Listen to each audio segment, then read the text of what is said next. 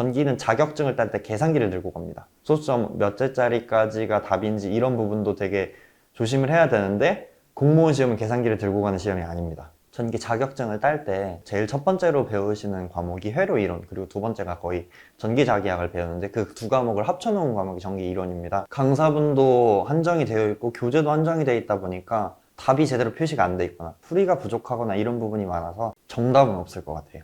이 공급 자체가 너무 적다 보니까 수험생 개개인에 맞춰서 자신의 취향 그리고 자신의 이해도에 따라서 어떤 공부 방식을 채택하는지가 달라질 것 같은데 저는 정리를 좀 잘 할 것 같아요. 이 문제는 어떤 공식이 맞고 어떤 공식을 유도를 해가지고 들어가야 되는지 빠른 이해가 필요한데 그런 빈출 공식들 위주로 노트에 많이 정리를 해놨던 것 같아요. 전공 면접이 들어가는 경우도 있고 안 들어가는 경우도 있는데 저 같은 경우에는 전공 질문이 하나도 없었어요.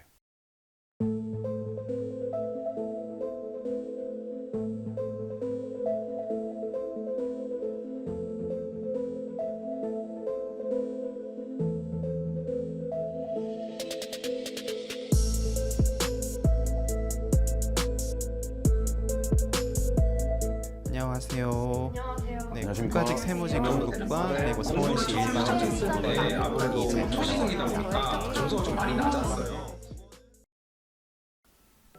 네. 안녕하세요. 저는 영가 스파르타 노량진점에서 1년간 공부를 하고 2022년 서울시 전기직 9급 합격하게 된 신석호라고 합니다.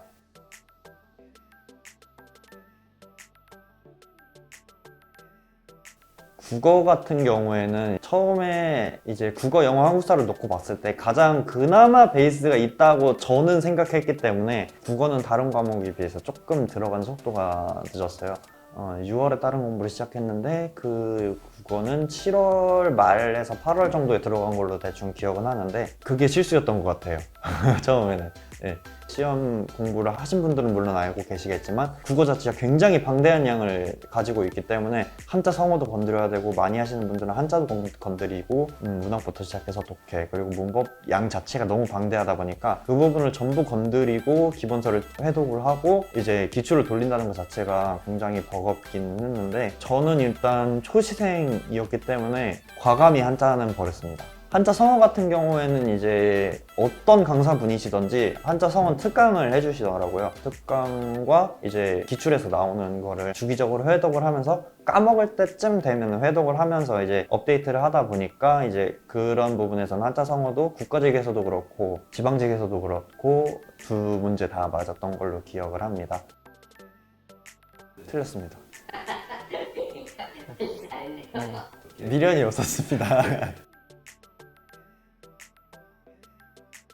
영어는 베이스가 거의 없었습니다. 그 토익을 봤을 때도 요즘 대학 졸업하시고 문과분들 같은 경우에는 900점 넘으시는 분들도 많고 800점이 이제 기본으로 깔고 가시는데 저는 600점을 간신히 넘기는 점수였기 때문에 영어를 굉장히 못하는 편이라서 약간 컴플렉스처럼 남아있었고 영어 때문에 토익에서 700점을 넣고 7급을 준비할까도 생각을 할 정도로 아 영어를 어떻게 하지라는 고민을 굉장히 많이 했었습니다. 일단 운이 좋았다고 말씀을 드릴 수 있을 것 같은데 문제를 풀고 그 모의고사를 봤을 때 거의 바닥 점수가 나오고 했을 때 내가 어떤 부분에서 어려움을 겪는지를 고찰을 해봤을 때 저는 어휘를 가장 먼저 잡아야 된다고 생각을 했습니다. 어휘 같은 경우에는 이제 처음에 베이스가 별로 없다 보니까 수능 어휘부터 시작을 해서 어휘를 열심히 돌리고 그 이후에 공무원 단어를 들어가서 저는 기본 강의까지 듣고 외우고 그 책만 몇 번 회독을 하고 책 말고 어플로도 같이 연동이 되는 단어책을 쓰면서 어플로 등하원을 할 때 거의 매일을 단어 공부를 하면서 적어도 하루에 막판에는 1시간 반에서 2시간씩은 어휘 공부를 하면서 이제 막판쯤 갔을 때는 어휘가 딱 나왔을 때 이 어휘일 것 같은데 하면서 거의 몇 초 만에 풀고 넘어가는 경우가 많아서 시간을 세이브하는 데에도 굉장히 도움이 많이 됐던 것 같습니다. 일단 어휘 자체는 열심히 하는데 장사 없다고 생각이 들어서 저같이 이제 베이스가 없고 영어 실력에 자식이 없으신 분들은 좀 더 어휘에 열심히 투자를 하시는 게 도움이 될 수 있을 것 같다라고 생각이 들었습니다. 한국사는 이제 처음에는 워낙에 양이 방대하고 하니까 이걸 어떻게 외우고 어떻게 점수를 받지라는 막연한 두려움이 있었는데 이제 기본 강의도 듣고 심화 강의도 들으면서 저는 강의 커리큘럼을 그대로 따르면서 강사마다 그 약간 압축본 책이 있잖아요. 강의 노트 같은 거를 만들어 놓으시는데 그런 거 하나를 채택을 해서 그 책이 거의 닳도록 그 표나 도식 같은 거를 머릿속에 입력을 하신다고 생각을 하고 그렇게 접근을 하시는 게 좋은 방법일 것 같습니다. 저 같은 경우에는 연도표나 이런 부분에 대해서 이제 도식화를 많이 하고 표를 머릿속에 많이 그리는 방식으로 이 그림이 이쪽쯤에 있었던 거를 생각하면 그 연도도 어느 정도 기억이 나고 그 구조가 기억이 나면서 어떤 순서였는지 어떤 인과관계가 있었는지 파악이 되니까 이제 좀 더 한국사를 좀 더 빠르게 풀 수 있었던 것 같습니다. 어느 강사를 채택을 해도 그 부분은 도움이 될 수 있지 않을까 생각합니다.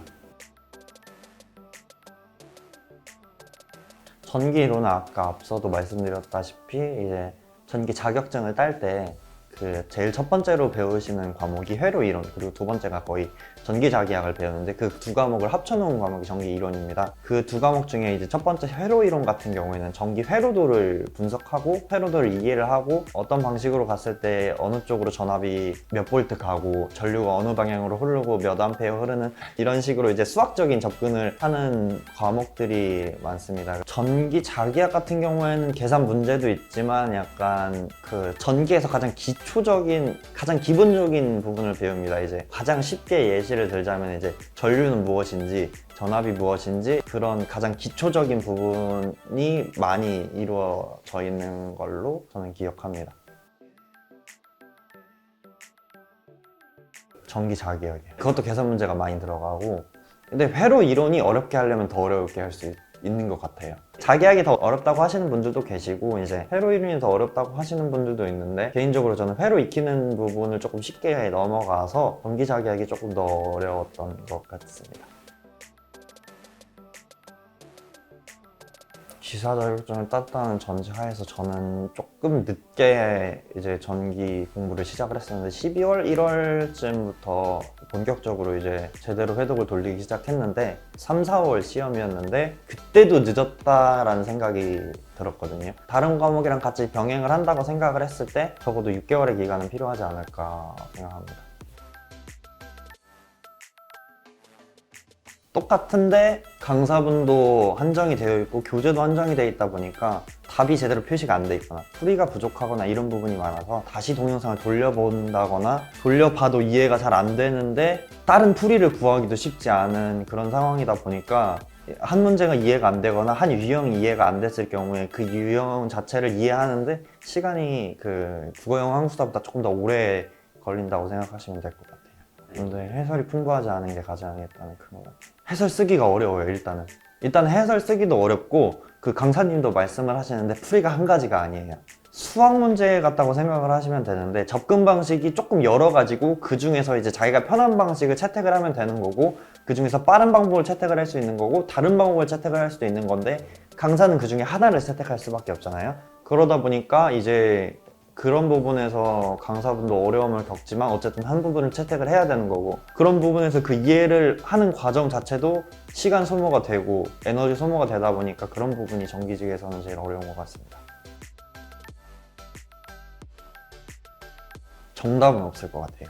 이 공급 자체가 너무 적다 보니까 수험생 개개인에 맞춰서 자신의 취향 그리고 자신의 이해도에 따라서 어떤 공부 방식을 채택하는지가 달라질 것 같은데 저는 정리를 좀 잘 할 것 같아요. 많이 공부를 하다 보면 이런 빈출 유형들이 있구나 라는 걸 이해를 하게 되는데 그런 빈출 유형이 나왔을 때 내가 까먹거나 아니면 심화로 들어갔을 때 그거를 빠르게 찾아가지고 이해를 해야 되는데 정리가 잘 돼 있으면은 찾아서 이해하는데 조금 더 시간이 절약이 되지 않을까라고 생각을 합니다. 그래서 저 같은 경우에도 전기 이론과 전기 기기를 정리한 노트가 4권, 5권이 됐어요. 처음 정리를 하다가 이런 정리 방식은 별로 맞지 않는 것 같다 해서 뒤집어 엎고 다른 정리 방식으로 돌리고 이렇게 약간 시행착오를 많이 겪었던 것 같습니다. 그런 시행착오를 줄이기 위해서는 처음 정리를 할 때 내가 어떤 방식으로 정리를 해야겠다 라고 머릿속으로 그리고 그 정리 방식으로 밀고 나가서 나중에 기출을 회독을 하고 예상 문제를 풀 때 도움이 되고 이제 시간을 절약할 수 있는 제일 빠른 길이라고 생각합니다. 단원별로 기본 원리가 되는 공식이나 그런 부분에 대해서 가장 확실한 정리가 필요할 것 같아요.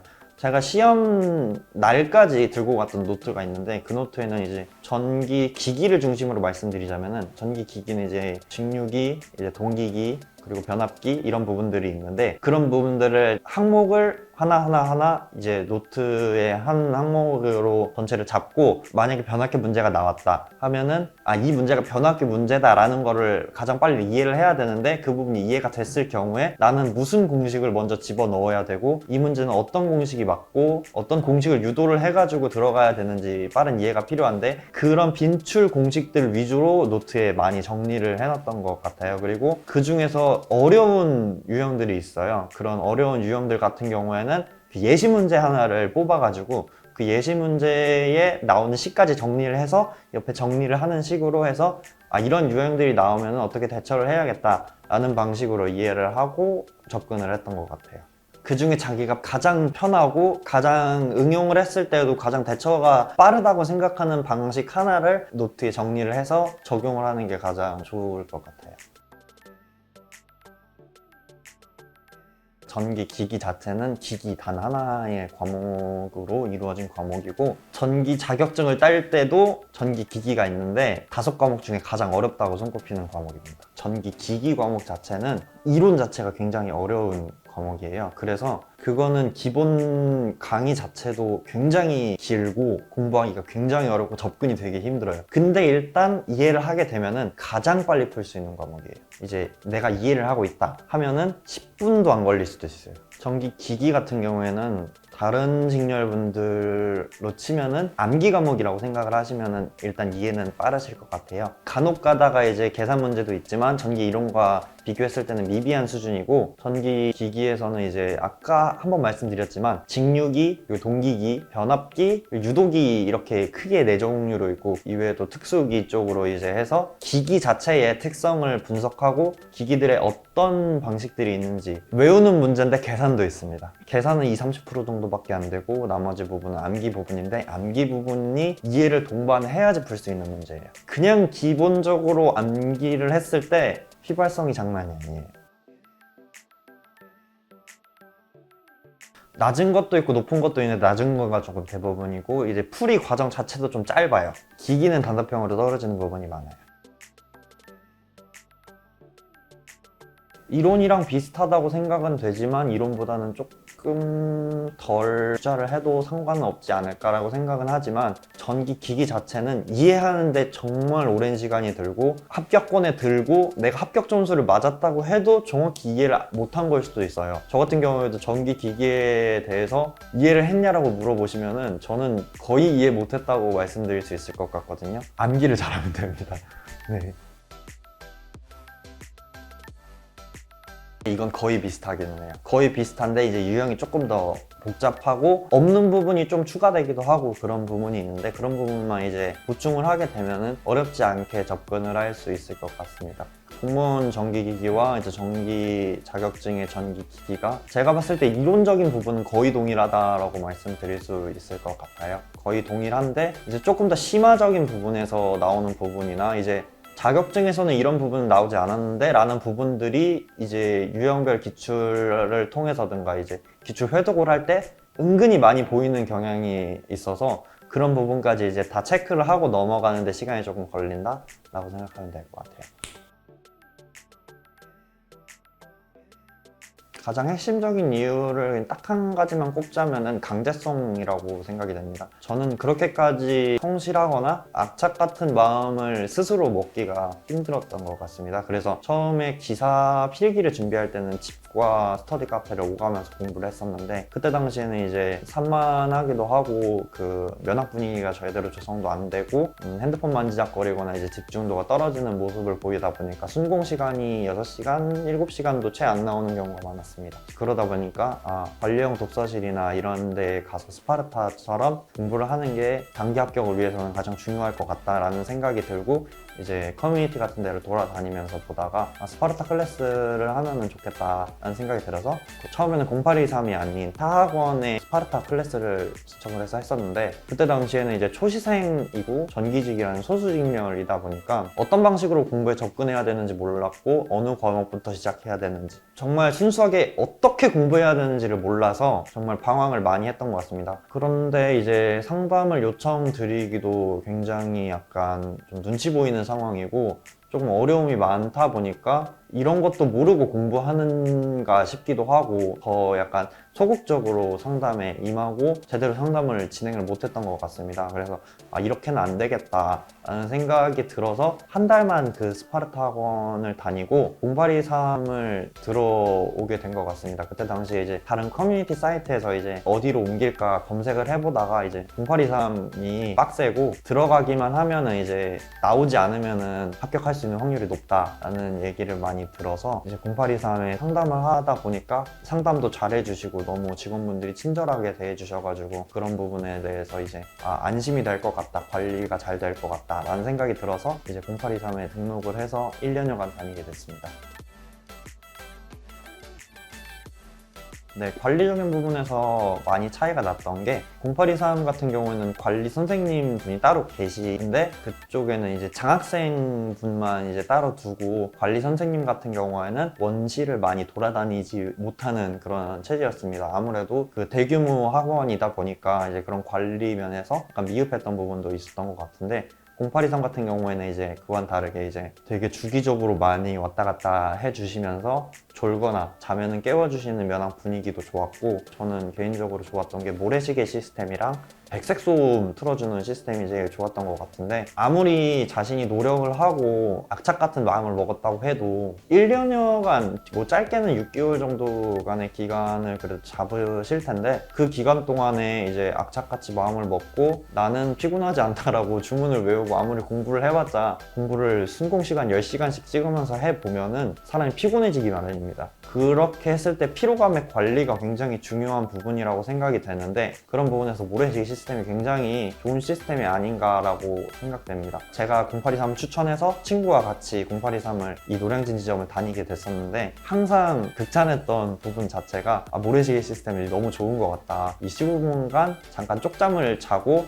바로 깨워줄 수 있는 시스템 자체가 피로감을 생각보다 상당히 덜어주고, 이를 응용하면 이제 쉬는 시간까지 합치면 30분 잘 수 있는 그런 시스템도 본인이 이제 활용할 수 있다라는 부분 자체가 피로감을 현저히 덜어주기도 하고, 스케줄을 짜는 데도, 그리고 공부의 이런 텐션 자체를 유지하는 데도 큰 도움이 됐던 것 같습니다.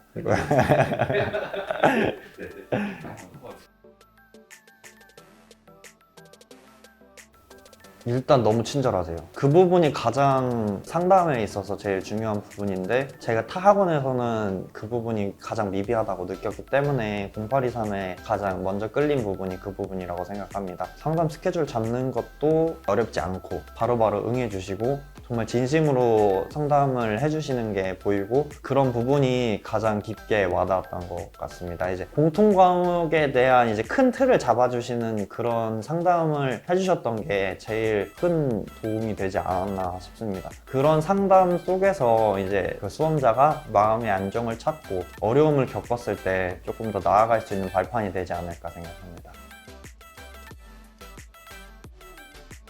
저는 끝자리였었는데 오른쪽 자리, 앞뒤 자리 이렇게 사람들이 있으면은 그 사람들이 하는 게 보이고 게시판에 몇 시간 했는지 분배해 놓은 게 있잖아요. 그걸 보면서 이 정도 시간밖에 못했나? 옆 사람은 몇 시간씩 하고, 이거를 딱 눈으로 보는 것 자체가 그 부분에서 이제 조금 더 자극을 받고 더 일을 악물 수 있는 계기가 되지 않나.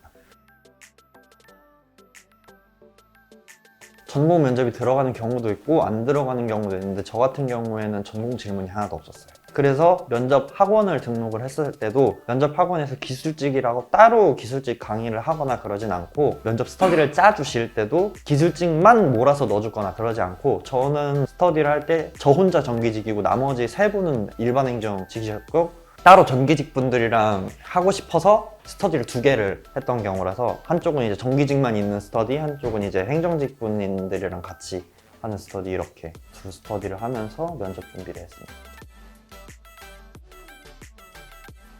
면접 후보자 분들에 비해서 확연히 잘할 수 있는 무언가가 있는가, 이 질문이 조금 힘들었습니다. 그때 제가 에너지공학과다 보니까 저는 전기직 자체가 이제 소수직렬이고 이제 다른 직무랑 같이 연관이 되는 경우가 많아요. 건축직이나 이제 기계직 같은 분들이랑 같이 협업을 할 때가 많은데, 그럴 때 이제 제가 기계적인 지식도 있고 화공적인 지식도 같이 겸비하고 있기 때문에 다른 전기 전공자 분들보다 조금 더 그런 협업에서 힘을 발휘할 수 있지 않을까, 이런 식으로 말씀드렸습니다. 저는 전기직은 추천 안 할 것 같아요. 전기직 자체가 일단 문과 문의를지라고 했으면은 대부분 수학에 약간 거리감을 느끼실 수 있는데, 앞서 말씀드렸던 전기 이론 과목이 수학이랑 굉장히 밀접합니다. 심할 때는 미적분까지 나오거든요. 그래서 머리가 좋으셔야 될 것 같아요. 이제 전기직 같은 경우는 아까 차이점에 대해서 미처 말씀을 못 드린 부분이 있는데, 전기는 자격증을 딸 때 계산기를 들고 갑니다. 소수점 몇 개짜리까지가 답인지 이런 부분도 되게 조심을 해야 되는데, 공무원 시험은 계산기를 들고 가는 시험이 아닙니다. 때문에 직접 손으로 계산을 해야 되고 직접 풀이를 해야 되는 부분이기 때문에 계산기에 의존할 수도 없고, 이제 그런 부분에서 조금 더 익숙하신 분이 공무원 시험에 뛰어드셔야 된다고 생각을 합니다. 한 번에 붙는 시험으로 내 인생을 결정지을 수 있는 기회로 삼을 수 있을 것 같다 라고 생각하시는 분들이 도전하면 좋은 결과 얻을 수 있을 거라고 생각합니다. 수험생 여러분, 화이팅! 감사합니다.